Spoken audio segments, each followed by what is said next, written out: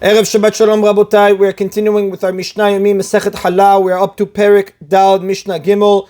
Today's Mishnayot should be Le'ilun Nishmat Neria ben Svetlana Aranbayev and Eliyahu ben Burchai Israelov Menuchatam Began Eden. Amen. Now that we discussed how two attached doughs can combine into a single challah obligated dough, the Mishnah today is going to discuss when doughs that are not directly attached to each other can combine.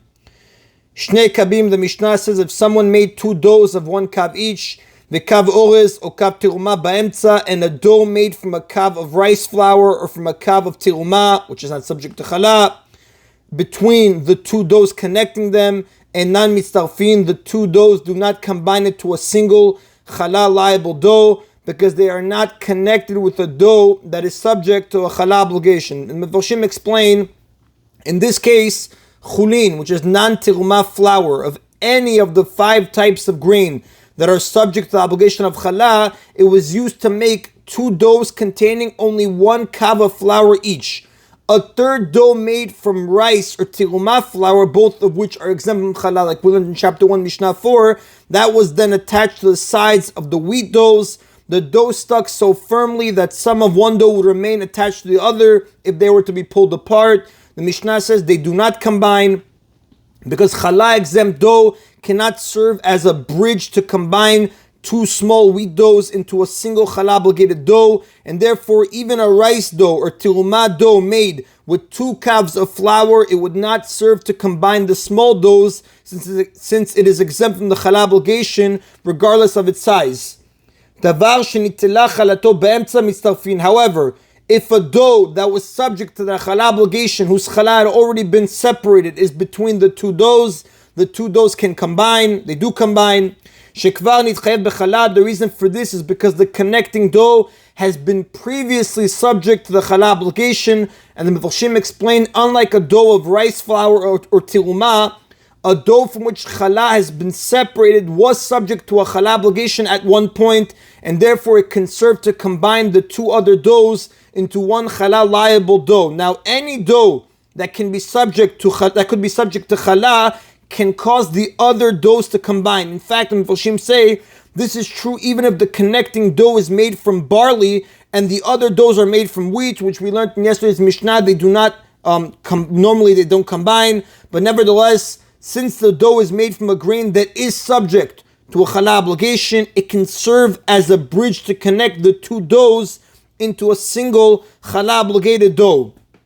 That is in Rabotai of Mishnah Gimel. Mishnah Dal now discusses dough made with flour from 1 year's grain cannot be designated as challah for dough made with flour of another year's grain. And this is how the Rambam in his commentary explains it based on Masechet Tirumot chapter 1 Mishnah 5. Now, for the purposes of challah, grain belongs to the year in which its kernels were formed. Therefore, flour made from kernels of grain that formed in the current year is known as chadash, new flour, while flour made from kernels formed in a previous year is known as yashan, old flour. Now, we spoke about this in chapter 1, Mishnah 3, where another opinion was quoted. Now, this Mishnah discusses a case where dough made from the flour of 1 year's grain was joined with dough made from flour of another year's grain. Kav chadash v'kav yashan shenashchu zeh bazeh. If a dough made from a kav of new flour of this year's grain, and a dough made from a kav of old flour of last year's grain, if they were firmly attached, so they bite into one another, that if I would pull them apart, a piece would come with it.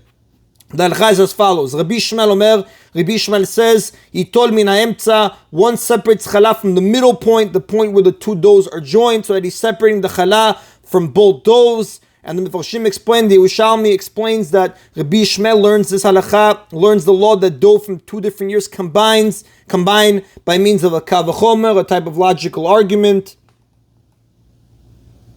It also comes out you're separating from both of them. However, v'chachamim osrim, the sages forbid doing so, and the Mefarshim explain that the Chachamim agree that midoraita, according to biblical law, the new and old doughs combine to become a single 2-kav dough that is subject to Challah, but nevertheless they were concerned if people would separate Challah in the way that Rabbi Yishmael said, by taking from the middle, they might mistakenly conclude that Tirumot and Maasrot too can also be separated from new produce for old produce and vice versa, when that is actually forbidden. Therefore, the only solution in this case is that Challah be taken from 2 other obligated doughs, from a new dough for the kav of new dough, and from an old dough for the kav of an old dough in the mixture. For the kav of the old dough in the mixture.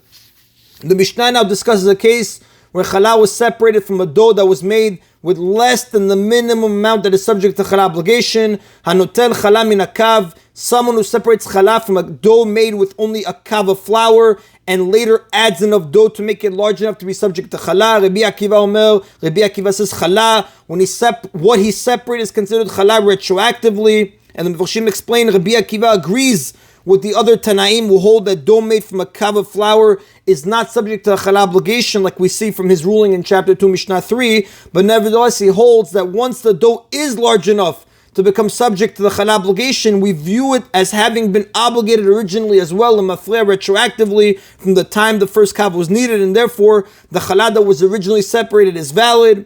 But the sages say, Inna Challah, it is not Challah, since it was separated before the dough became subject to the Challah obligation. And the Mefarshim explained, the Rav says, since at the time when Challah was separated, the dough did not contain enough flour to be subject to the Challah obligation, the sages maintain that the separation is not valid, even b'diavad, and it was never considered Challah.